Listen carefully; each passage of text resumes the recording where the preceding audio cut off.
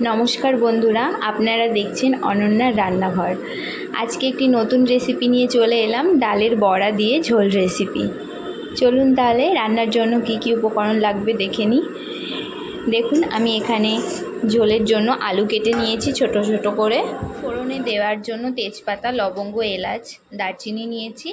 আর এখানে মটর ডাল নিয়েছি। আমি ডালটা ভিজিয়ে রেখেছিলাম 6-7 ঘন্টা। ডালটা আমি মিক্সিতে বেটে নেব, তার জন্য একটু আদা আর একটু কাঁচা লঙ্কা নিয়েছি, এটা মিক্সিতে দিয়ে বেটে নেব। আর এখানে নিয়েছি কাঁচা লঙ্কা, আদা আর জিরে, এটাও বেটে নেব। চলুন বন্ধুরা তাহলে রান্নাটি করে নিই, দেখতে থাকুন। দেখুন, আমি ডালটা বেটে নিয়েছি। ডালটা একটু দানা দানা যাতে থাকে সেরকম করে বাটতে হবে, তাহলে বড়াটা খেতে ভালো লাগবে। চলুন তাহলে বড়াগুলো ভেজে নিই, দেখতে থাকুন। দেখুন, আমি কড়াইটি গরম করে 1 কাপ মতো তেল দিয়ে দেবো।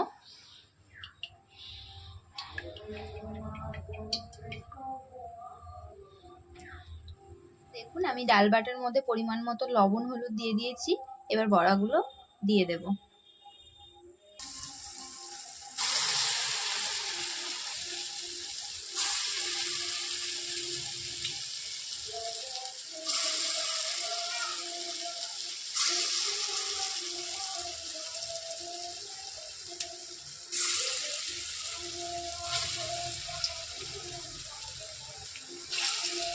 বড়াগুলো উল্টে পাল্টে ভালোভাবে ভেজে নিচ্ছি।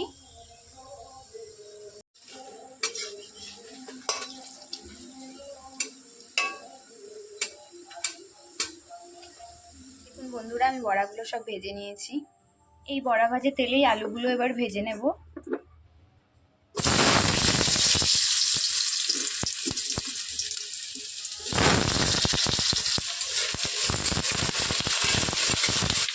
পরিমাণ মতো লবণ, হলুদ দিয়ে দেব।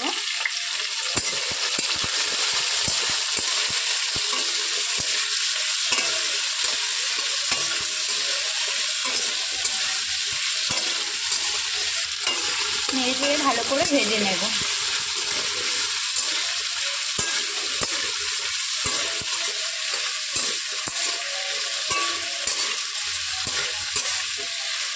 বন্ধুরা, আমি আলুগুলো লাল লাল করে ভেজে নিয়েছি। ফোড়নটা দিয়ে দেবো এবার।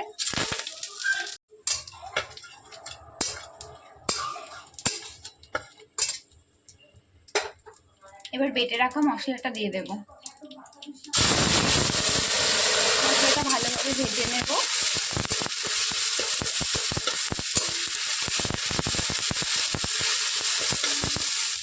পরিমাণ মতো হলুদ, লবণ, জিরে ধনের গুঁড়ি দিয়ে দেব।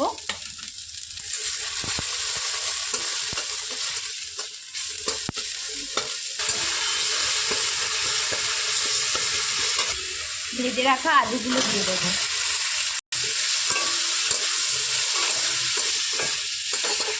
ভালোভাবে নেড়ে চেড়ে ভেজে নেব।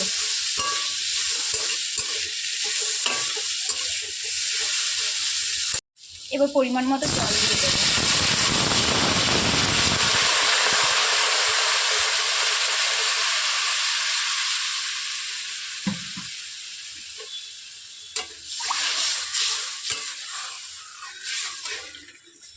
ঝোলটা একটু বেশি রাখতে হবে, কারণ বড়াটা দিলে ঝোলটা টেনে যায়, তার জন্য ঝোলটা বেশি রাখতে হবে। এবার 5-7 মিনিটের জন্য ঢেকে দেবো, আলুগুলো সেদ্ধ হয়ে যাবে।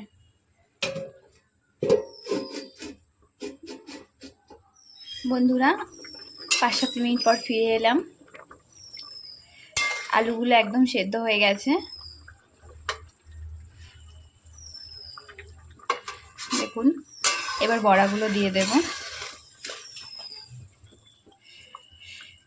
গ্যাসের ফ্লেমটা বন্ধ করে বড়াগুলো দিয়ে দেব, দিয়ে তারপরে 2 মিনিট ঢেকে দেব।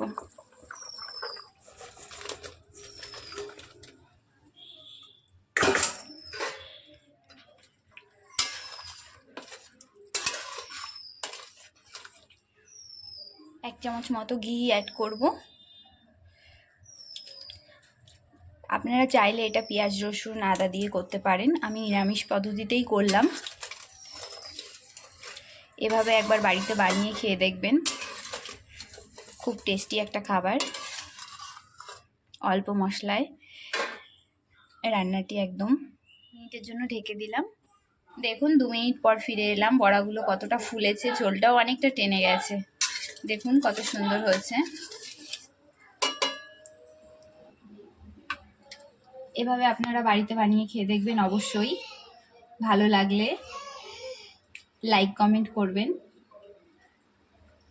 এবং সাবস্ক্রাইব করে পাশে থাকবেন।